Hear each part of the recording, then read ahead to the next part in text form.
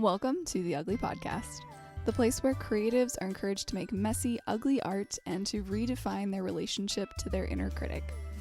Every other week, I am joined by creatives of all mediums and methods to discuss our creative processes and how we navigate the mental minefield of creativity. This podcast serves as a reminder that you and your art get to be whatever the hell you want to be, ugly and all. Welcome back to the Ugly Podcast. It has been a while. I have missed doing this. And I have been stressing about getting out this first episode to people because I went on a hiatus and I like to be authentic in like telling about my life and talking about like the messy side of things, but I also don't want to like share my life story with people. So it's been stressful.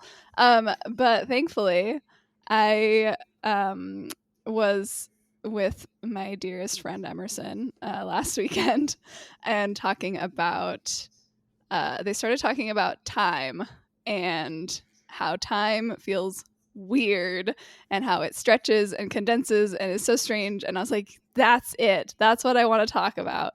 So I have Emerson here with me. Hi, Emerson. Hi, I'm so happy to be here and to talk about time being weird. Yay. It has been so weird for both of us this whole year. So weird.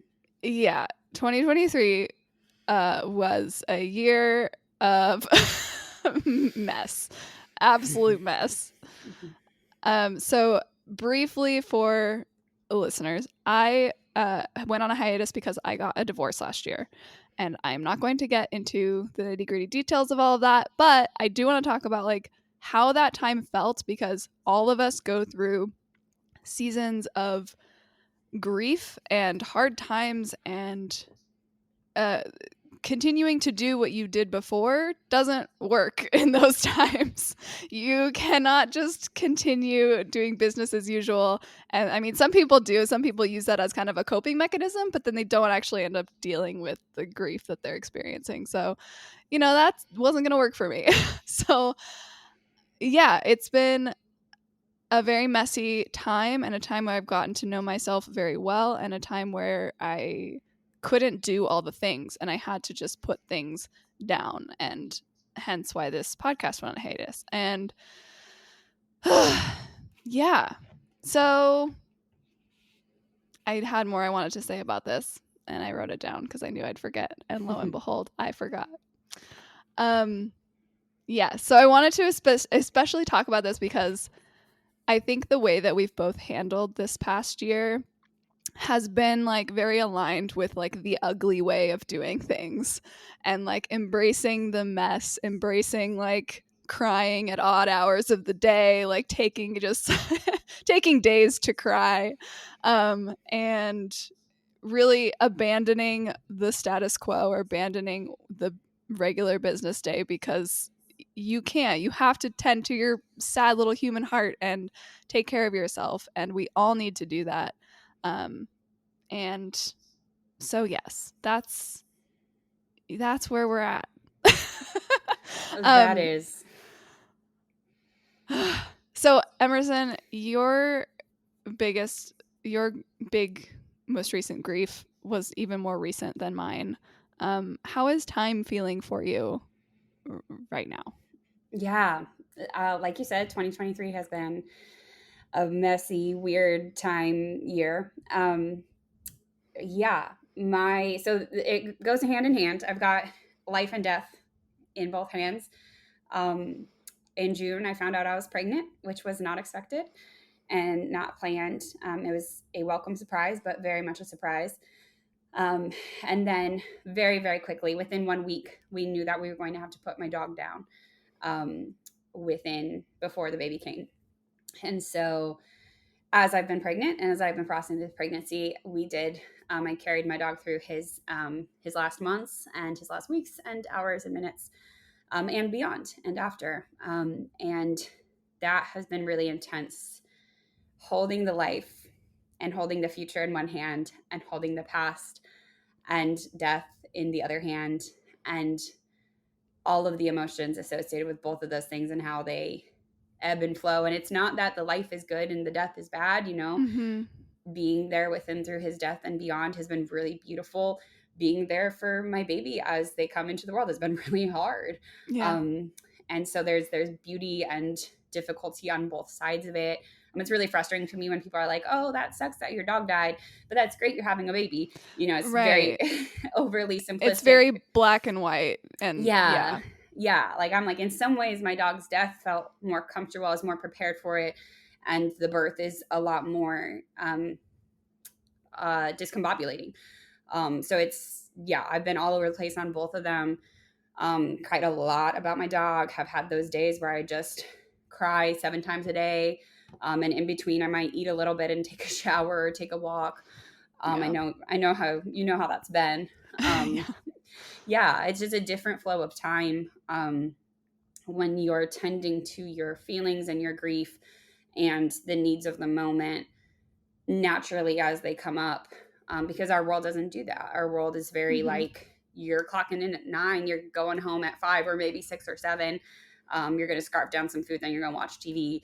And you got to make time for your errands and your appointments. Like, it's very structured, very rational, linear time. And I am completely outside of that right now. And I think you have been too. Yeah, absolutely. Well, as you're talking, I was thinking of like bereavement time that people get off for like traditional jobs. Like you get, 4 days for bereavement or something. It's something wild, like such a short amount of time. And it's like 4 days to like feel that's not how that works.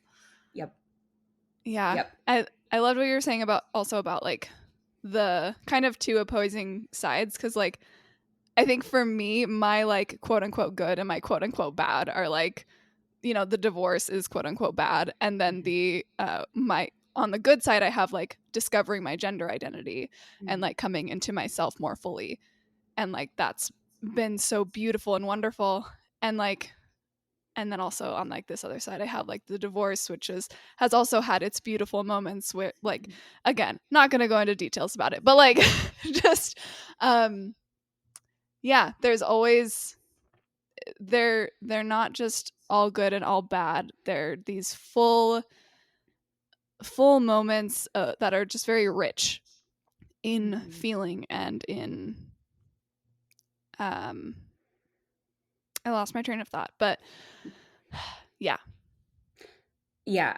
love what you're saying with that. And that goes too with my work. If people don't know, I work with people living with dementia. I work actually especially with people who are afraid of getting dementia. And that's a lot of what we talk about there, is like, dementia is not an inherently entirely completely miserable experience. You're still a human. You still smile, you still connect with people, you still find meaning. And that's true of literally everything, literally every single experience we could possibly have, whether it's job loss, whether it's a sudden loss of a parent, whether it's anything, divorce, pet loss, all of this. Humans are capable of relating to them in so many different ways. And I think the word you used there was so fit, that it's rich. It's a very rich experience. It's very multidimensional, and you have all sorts of feelings, and they all coexist, and they're not good or bad. They just are. When I've been sobbing, agonized, I've also felt very content in that. I'm like, hey, what we're doing right now is we are sobbing. And I'm doing it so well. I am kicking this cry session's ass. Yes. I am getting an A+. Yes. And absolutely. Extra credit too. I remember because I've continued to use art as a way to understand my grief and just process it in any given moment. And one thing for some reason, like during kind of the height of the divorce and everything, whenever I would think about my grief, it was always green. And so like I was talking to my therapist about this, and like they were telling me like, well, grief is usually associated with like life and like new things, like growing and stuff. And I'm like, that's so interesting, because like for me, like it yes, that, and like grief is so like heavy. It's also like decomposing, and Yeah, it's a very rich color. It's a very like multifaceted like color that popped into my head, and it popped into my head every single time. So I wrote a little poem called Grief is Green. Oh, I love that. Yeah. That's so beautiful. I've been gravitating a lot towards poetry, Mm-hmm. especially with my dog. I've written Mm-hmm. about the baby too, and life in general, but I think there's something about loss that brings up an intensity of needing to process poetically. Mm-hmm. I read a quote. I can't remember who it was from, and it was so beautiful. But it was something about like when something exists, you don't need words to describe it. But when it's Mm. gone, the loss, the absence, you're like searching for those words to be like, where are you? How do I like bring you into? Yeah, Yeah. And I that is have, so true. it is. I have written so much around breakups and Mm-hmm. losses, and yeah, and it helps so much. And I've written a lot about my dog and loved what I've written. It feels like he's kind of been there in that process. Um, and yeah, I'm losing my train of thought now. Something about creativity. I love the Ugly podcast. I know. Using poems to process those feelings and to give structure to them, I think has been really valuable for me. And yeah, like when we have those feelings of grief or depression or things that just seem out of our control, um, that live in our bodies but that don't, like, it seems like a different reality from what's going on around you, and so then making the art can like turn it into more of a reality and like help you process it more. Yeah. Yeah. Yeah. And I liked what you were saying about like your grief being green, and just some of the ways you talk about kind of the intuitiveness of your art. I Mm. think that's such a powerful way to step outside of time and step outside of rationality and like harness the experience and work with it. I've had similar things come up of just visualizations and imagery, and um, certain colors seeming really strongly associated with my dog and things like Yeah. that. And I love that. It's playful. It's fun. Mm-hmm. I've gotten really in my head of like, is that really like his spirit, or like, is this really, like needing that tangibility and rationality. And I've started to just embrace like, I'm just going to go with whatever I feel inclined towards. Yeah. And really writing that the timelessness and the intuition go really hand in hand. Mm-hmm. Oh yeah, totally. We have this idea that everything we do has to be good or have value. This belief leads us to burnout. It can hold us back from creating altogether. But in my Ugly Art 101 course, I break down these restricted beliefs and lead you through exercises that intentionally subvert perfectionism and bring playfulness back into your creative process. You can get the first day absolutely free by going to my website, scribeandsunshine.com, and signing up on the homepage. Join me in my weird, ugly art revolution. Back to the show. So speaking of timelessness, you told me that you were reading this book called 4,000 Weeks. And as you were telling me about this is what like kicked my brain into like, this is what you want to talk about. This is how you need to come back with the podcast. So tell us about this book. I love this book. I just finished reading it. It changed my life. So it's called 4,000 Weeks, Time Management for Mortals by Oliver Burkeman. I will say that again so people can write it down. 4,000 I'll weeks. have it. I will have it Yes. in the show notes. It'll be there. Good. Yes. So 4,000 weeks. Oh my gosh. I loved it. So the concept, I'll start with the concept.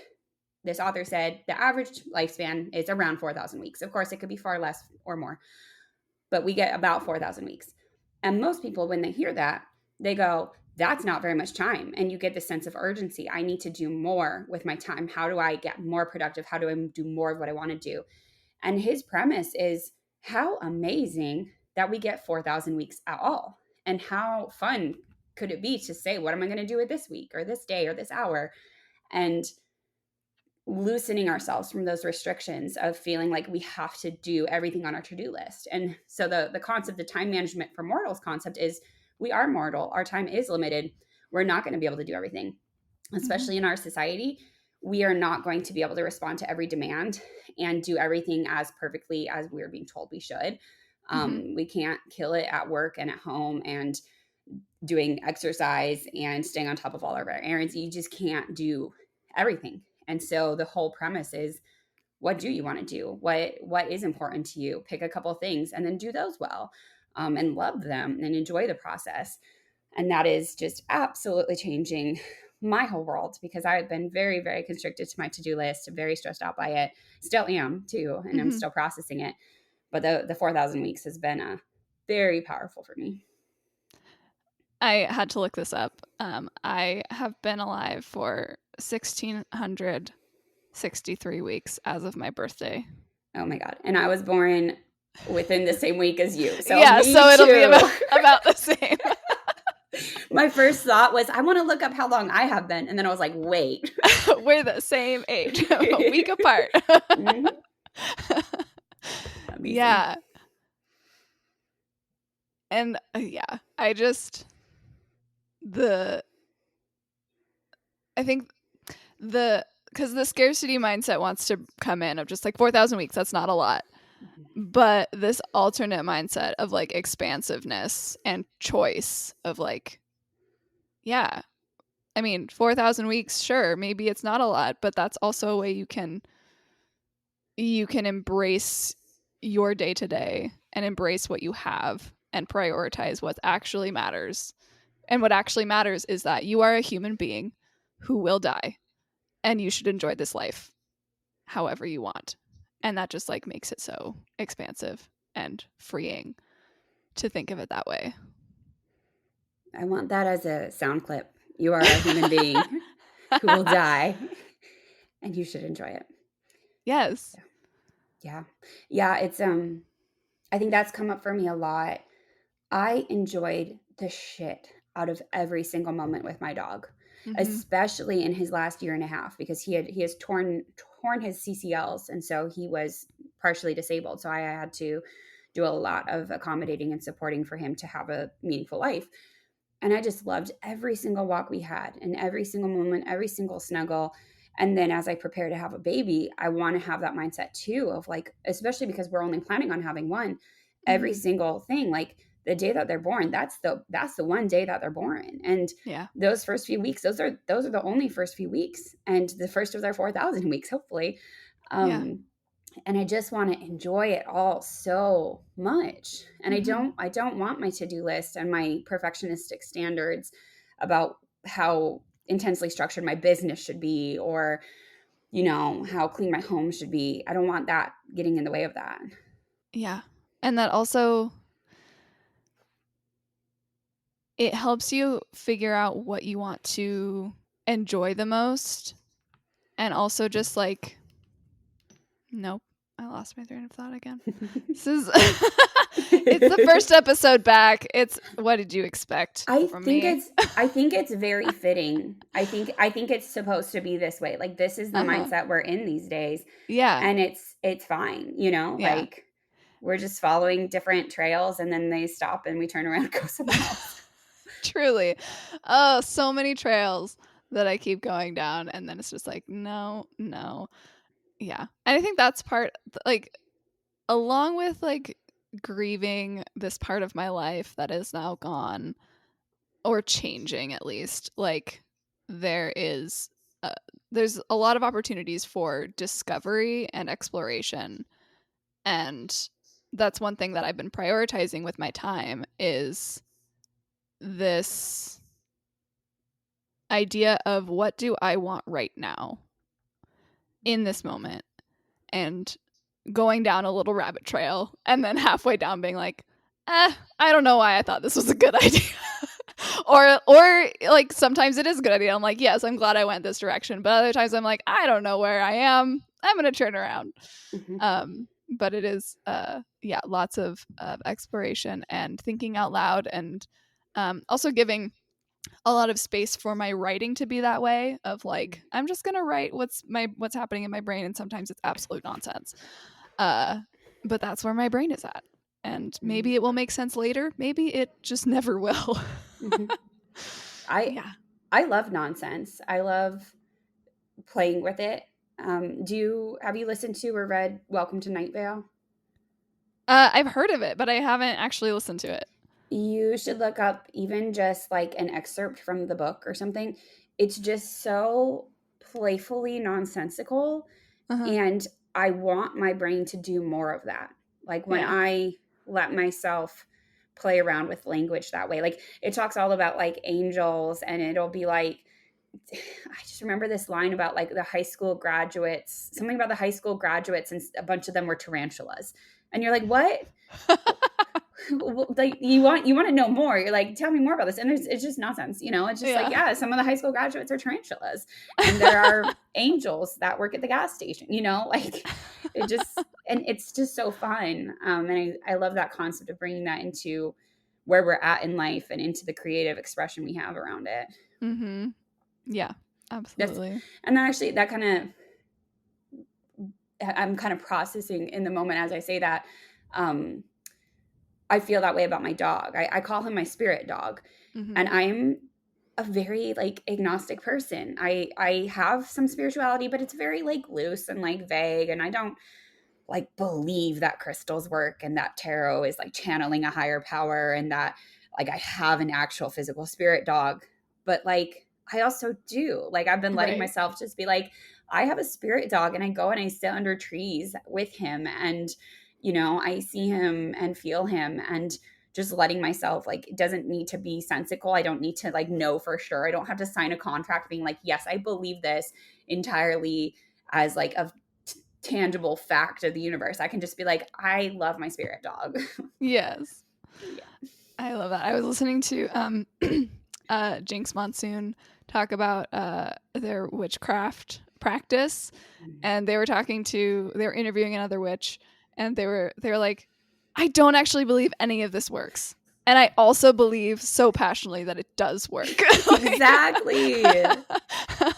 Yes, I Yeah. love that. And I think that rationality, like our rational world, is what wants to force us into saying it. Like if someone hears you're a witch, then they want you to sign a contract being like, I believe 100% in this witchcraft that I am practicing, and I believe that it is a fact of existence. And it's just not like that. Like that's a constriction of the rational world, that when you go into something like witchcraft or creativity or a timeless season of life, you can just be like, that doesn't apply. That's irrelevant. Yeah. I so also during this time of my life, I got my first tarot deck, or it was an oracle deck, my first oracle deck. But then I did just buy a tarot deck last week. Anyway, but I immediately fell in love with this deck because like I was very much of like, I know that these aren't real. I know these are pieces of paper. But I do like, I love this as like a creative thought prompt and like whatever. And then as I started using it, I'm like, no, these are real. I don't know. My first like 3 card pulls were the exact same card, and and the card was that like it was all about like skepticism and like not really believing magic is magic. And I was just like, and I got that 3 days in a row, and I was just like, this is hilarious. Like, and now whenever that card comes, like I haven't pulled that card since then because I'm like, no, this deck absolutely is going to tell me what I need to hear. I don't know how. I don't think that there are like spirits, but somehow I keep hearing what I need to hear from this deck, and that's all I know, and that's all I care about. Like, Yep. and so, and I haven't pulled that card since, which is so funny. But yeah, I think loosening the bounds of how we feel like we need to experience something is so freeing and gives us so much space to just be more human and feel what we're feeling and experience magic and joy in whatever capacity that is going to give to us. Yeah. Yeah. I have definitely felt a lot of magic in my grief and in my pregnancy and in my life in general. And yeah, I just love it. I love what can come up when we're open to it, and when we let ourselves cry all day or make some art with our green grief. Yeah. Yes. And I think a lot too about um, how little access we have to that, how little encouragement or support we have around it, that we really are encouraged to see, divorce is bad, pet loss is bad, dementia is bad. These are terrible experiences. And, you will be miserable if they happen and you'll be hopeless to that. Mm-hmm. And it's so powerful to just see our humanity, see what comes up with our creativity, see what we learn, see how we grow. And find that we can even sometimes enjoy the process. We can enjoy grieving our dog. Yeah. This might sound very weird, but I feel like after experiencing, because like I have never experienced grief like I have experienced in the last 6 months. I like I've had a grandparent die, but I've never had like something so intense and close to me happen. And ever since then, I feel like more of a person. Like it feels like I feel like an adult now. That's what it took. Like it wasn't getting married, it wasn't moving out of my parents' house, it wasn't getting a job, it wasn't starting my business, it was going through and experiencing grief that made me feel like, oh, I've actually like experienced most of the human condition. Like I feel more human and I feel like I can relate to more humans. Yeah. I don't have you do you feel that at all, or is that just me? Yeah, no. What I'm hearing from what you're saying, one, it resonates, and two, like I feel like grief is a rite of passage into being more deeply human. Yes. And I think that's 100% something that's been happening in our lives. Yeah. Yeah. It is a rite of passage. It's something we will all experience at some point. Mm-hmm. And yet it's also something that not everybody like knows how to experience or like knows how to deal with it because of the strictness of how we have decided you have to be a functioning person in society. And like we don't often let grief overcome us and like actually feel how awful it feels at times and like and face it and let it be there and not try to change it or get rid of it. Yep. Future Lauren here with a little disclaimer. With that last statement I said, I did not mean to insinuate that I am a grief guru and have followed this process so perfectly that actually grief has made me transcend humanness. That is not what I meant. I also find grief to be messy and confusing and hard to accept. And I think that that is something that we all experience, and grief is hard. And I didn't mean that there was like one all right way to feel your feelings, and only meant to say that in our society, it is hard to make space to handle those hard emotions. And we often aren't allowed that time, especially when we are in the midst of other horrible things happening. So that was all I meant by that. Okay, back to present Lauren. Yeah, I feel like our approach to all those different things is you have to suffer. And then you also have to pretend like you're not suffering. Yeah. And that's a very, very bad recipe for grief and for a rite of passage. I've been learning more about rites of passage. They talk about pregnancy as one, which of course not everyone will go through that rite of passage. We all have our different ones. But rites of passage often traditionally have had a lot of support around them and a lot of structure and ritual and celebration and all of this different stuff we don't do. So we do have, if grief is a rite of passage, we are very poorly equipping people to move through it. And so most people aren't. They just get stuck in it, and it just stays a really big, bad, scary thing that they are suffering from instead of something that they feel they, were able to become more deeply human, become more in touch with their feelings and their loved one or their experience or whatever it may be. Mm-hmm. I know we got totally off topic from like time, but I like where this conversation went. That's a point, though. I know. Perfect. It's perfect. I know it's perfect. I only said that because the only other like question I had prepared for today is like back on the topic of time. But I mean, I don't even have to ask it. I'm just trying to think of like, what else can we explore today? Mhm. One of the things I've been exploring related to timelessness is what's next, Mm. because what's next is usually a very rational, like, oh, what's the next step kind of thing. But like, if we are opening to a more expansive way of being in the world, it also begs the question of like, what's next? How do we want this to unfold? Mm-hmm. What do we want our lives to look like if we could release all of that kind of rigidity and perfectionism and expectation and suppression? What would be next? Mm. I like that. That's basically what I've been asking myself in like my daily life of like,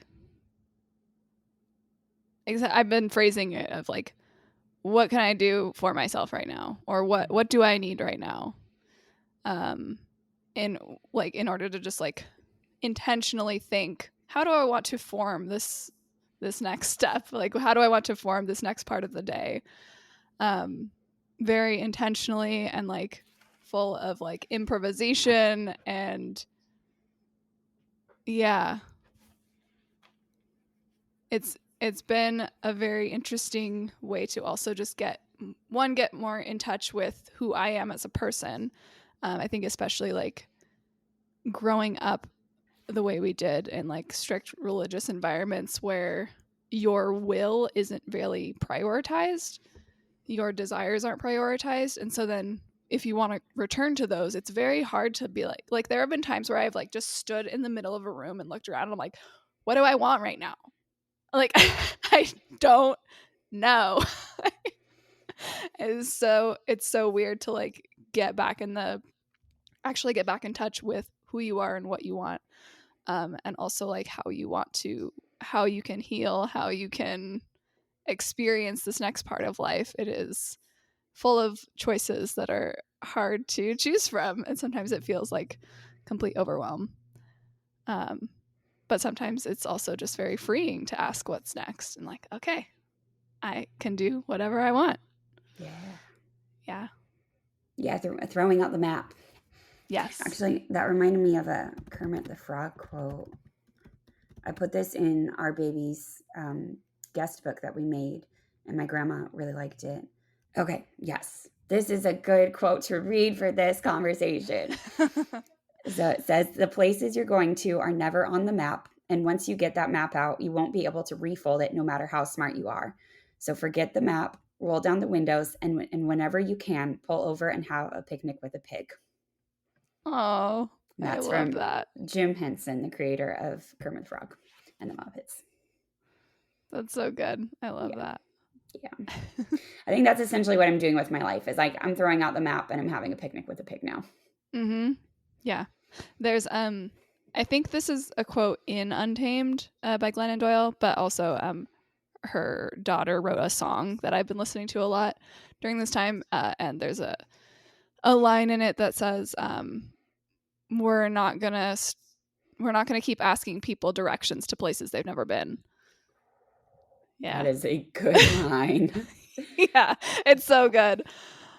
Yeah, I love it. Yeah. I love that too because no one has been to our future. No one Mm-hmm. has been to where we're supposed to be, who we're supposed to be. So really it all we can do is just exist and move forward on our life path and like learn from others of course and ask for guidance, but also like the destination is completely unique to us and we get to discover it and figure out how we want to get there. Yeah, and we have approximately 4,000 weeks to do so. Yes. Yes. Plenty of time. Plenty of time. Yeah. Yeah. 1,600 weeks of being alive it doesn't seem like that long. Yeah. It's really weird having read 4,000 weeks, um, knowing that my baby is about to start at week 1. Yeah. And knowing like I love my life path. I love where life has taken me, all the highs and lows and chaos and beauty.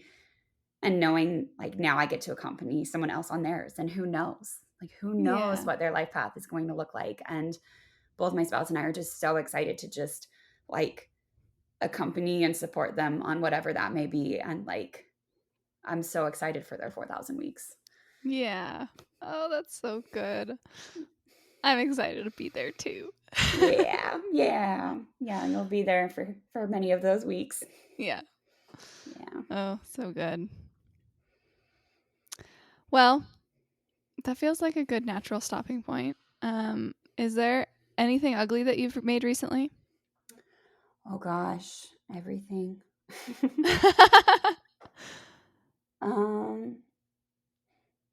Everything's felt so ugly, but I haven't been like actually like channeling the ugliness. And so I will take this as a homework assignment to myself, a very non-rational homework assignment, especially before birth. I've heard that creative expression can be really powerful in this season of life. So I'm going to take all the ugliness of everything that's been happening and channel it into some paint and collage and I love that. Yeah, I think that'd be fun. Nice. I like that. What about you? I recently have been having fun playing with, like the little like caterpillary remains of like notebook paper that you tear out, and then they're like the little caterpillary like piece after the perforation. So I have been playing around with those during my D&D sessions. And at one point I made like what's that place in Italy where the gladiators fought? Colosseum. I made like a tiny little Colosseum. Wow, that is impressive. And then I also made like a little tiny like lion. Nice. And then the last time I did that, I made a little crown and then started making like flames on it, and then I burnt the tips of it. Ooh. So it's like a little flaming burnt crown. Amazing. That looks like nothing, but it's fun. I love it. That's awesome. I've just like needed something to do with my hands, and playing with like, I found it very fun to like fold paper and just like rip paper in like different ways. Like when I went to a play with my mom not that long ago, and with the billfold thing, or the playbill, I just started like bending the pages in different ways, and then I ended up making this like cool hexagon thing that was like very structured and like solid feeling, and like I don't know, it's been fun to like make more like structured pieces, and like yeah, I like it. You're getting into sculpture. Sculpture. I guess so, yeah. I have been having a lot of fun with collage and just ripping paper up, but like so many of my collage pieces I don't intend for them to be ugly, or I intend for them not to look like anything, and they end up being like really cool. I'm like, damn. I love how collage comes together. I was just talking with someone, another collage artist, who we were saying it's like you're collaborating with the universe when you make it. Yeah, totally. Yeah, it doesn't feel like you're personally directing the outcome, because I've been surprised every single collage I've ever made. Yeah. So fun. Okay. Thank you for joining me on my first episode back. I was very nervous to do this and still feel very vulnerable after talking about all this. But I think it's all very in line with everything we've always talked about. I know, like, it totally is. People are going to be like, well, yeah, obviously. Well, yeah, I know. And I think it's really just, yeah. I don't know. I feel like those first, I know it's not a first like putting this out, but like it's those kind of natural like launch jitters of just like, I'm doing this thing again. I'm about to become more visible. Time to hide. Yep. Which I think is a very natural reaction. So thank you everybody for listening and letting me be vulnerable and show my authentic self and my authentic journey with you all. And thank you, Emerson, for being here and for sharing your authentic journey with everybody. And keep it ugly, everybody. Keep it ugly. The Ugly Podcast is created by me, Lauren Alexander of Scribe and Sunshine. It is produced and sort of edited also by me, and written and directed by absolutely nobody. If you like the podcast, be sure to rate and leave a review on your preferred platform and share with the creative people in your life. If you're interested in learning more about what I do, head to scribeandsunshine.com to learn more about my Ugly Art 101 course, my perfectionism workshop, my editing services, and the Writer's Helm, which is an online community for writers co-captained by myself and Gabby Goodlow. As always, keep it ugly.